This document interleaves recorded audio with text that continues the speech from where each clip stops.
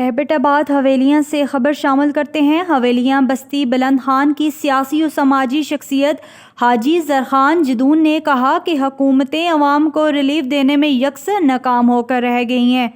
رمضان المبارک میں غریب عوام کو سستا پیکج نہیں دیا گیا بلکہ سستے پیکج کے نام پر عوام کے ساتھ مذاق کیا گیا ہے۔ انہوں نے کہا کہ اگر وزیروں اور مشیروں کے پروٹوکول کو کنٹرول کریں تو ملک کافی حد تک بہتر ہو سکتا ہے، ملکی قرضے اتر سکتے ہیں۔ مہنگائی کی خطرناک لہر نے عوام کا جینا محال کر کے رکھ دیا۔ آئے روز گیس کی قیمتوں میں اضافے نے عوام کا ستیہ ناش کر کے رکھ دیا ہے۔ ٹیکسز کی بھرمار نے بھی عوام کو شدید مشکلات میں دھکیل دیا۔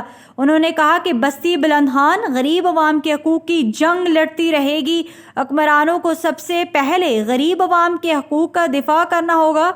غریب عوام مہنگائی کے بوجھ تلے دب چکی ہے، اسے نکالنے کے لیے وزیروں اور مشیروں کو اپنے پروٹوکول کو لگام دینا ہوگا، جس سے کافی حد تک ملکی مسائل کم ہو جائیں گے۔ انہوں نے مزید کہا کہ حکومتیں عوام کی امیدوں پر پورا نہیں اتر رہی، جس سے عوامی مسائل بدترین صورتحال اختیار کر چکے ہیں۔